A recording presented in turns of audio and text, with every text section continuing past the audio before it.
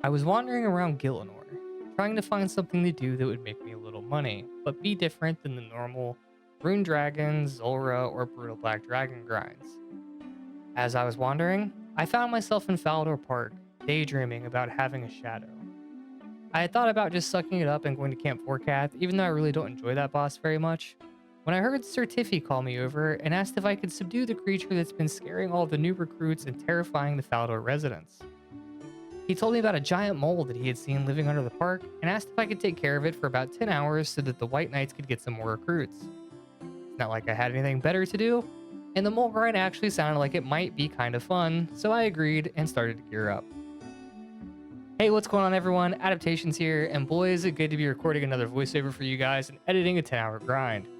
I know it's been a really long time, so I hate to ask and I'll keep it short. If you could please like the video, leave me a comment to help throw the channel and specifically this video back to the algorithm, I would really appreciate it. Alright, so to help the White Knights, we're going to be killing the giant mole for 10 hours. In order to kill the mole, we will be using max range.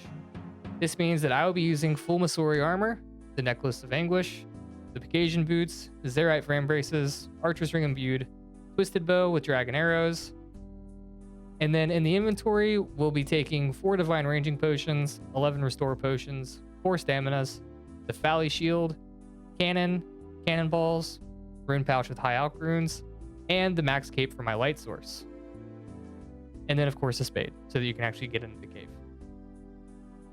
We're starting off with 220 KC, so even after this 10 hours, I don't think we'll really be anywhere close to the drop rate, but every kill gets us that much closer. This is one of those bosses that for some reason people seem to go incredibly dry on, just like the King Black Dragon, and I really hope that doesn't end up happening to me because I can't imagine camping mole for 10,000 or more KC here.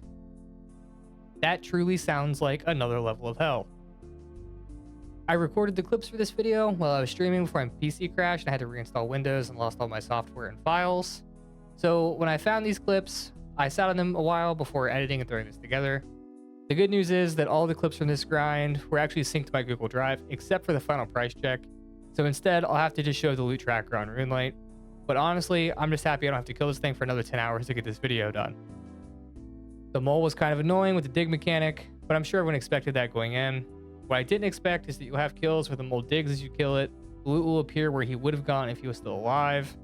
Then you have to run around, pick up the loot, and hope you make it back to where the mole spawns before he digs from the cannon. Otherwise, you don't even get a T-bow shot on him, and then you're chasing him all around the cave because for some reason it seems like after he digs the first time, he just digs more frequently the more that you hit him. The first couple of hours, I was having a lot of fun, but I was really looking forward to leaving towards the end. It got really old, especially about like 8 or 9 hours in.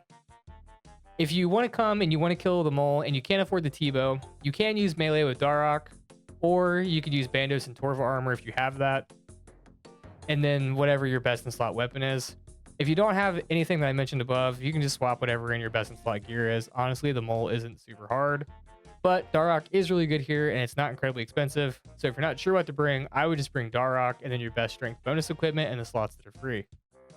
If you don't have the max cape for a light source, you can use the fire making cape. And then if you don't have that, you can just bring any other light source, bullseye lantern, or I think you can even bring a candle or whatever. Either way, the boss has pretty fast kills, and you can rack up KC incredibly fast here.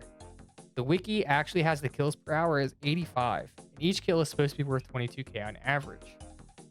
The only really notable drop from the mole is the pet, which is a 1 in 3k drop rate. The rest of the money and drops you get are either low-priced alchables, rare drop table, or the mole skin / claw that you get guaranteed every clue. The only really notable drop from the mole is the pet, which is a 1 in 3k drop rate. The rest of the money and drops you get are either low-priced alchables, rare drop table, or the mole skin and claws that you get guaranteed every kill. If you wanted to, you could trade these into the gardener after you kill them in the park for Bird's Nest, but I'm lazy, so I ended up just selling them all in the GE. I'm sure that is to the surprise of absolutely not a single person watching this. The mole is also so close to being AFK without actually being able to AFK it, and I think that's where a lot of people's frustration with this boss is. It's honestly so close that I wish it was either slightly harder so that it didn't feel like it was supposed to be AFK, or that they would just get rid of the dig mechanic and just lead into making it an AFK boss and making the pet grind really chill here. The mole is just in a really weird spot mechanically due to this. And if I remember correctly, another YouTuber actually said something very similar, but I can't remember if it was Mr. No Sleep, Angus, or maybe it was a friend. Now, like I said earlier, some of the ending clips, like the last 20 minutes or so, and the price check clips, unfortunately, were not able to be saved. However, on screen now, you'll see the kills and the loot that I got. So you now know that I didn't end up getting the pet, which is to be expected. I'm only about a third of the way to the drop rate after killing all of this, but I managed to pick up 17 mil and got 800 KZ.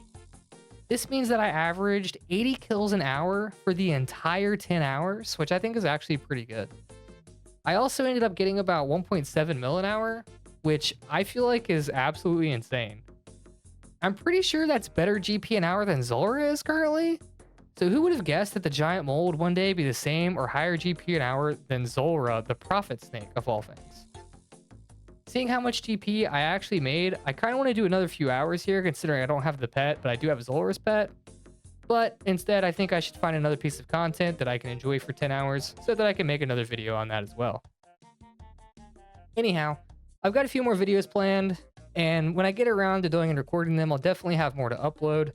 I want to get back into things kind of slow so that I don't burn myself out in the game on making videos again, because that's no fun when that happens.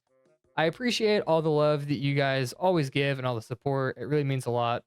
If you guys have anything you'd like to see for a new series idea or anything like that, I would love to hear it. But otherwise, I'll see you guys in the next video. I hope you guys all have a wonderful day.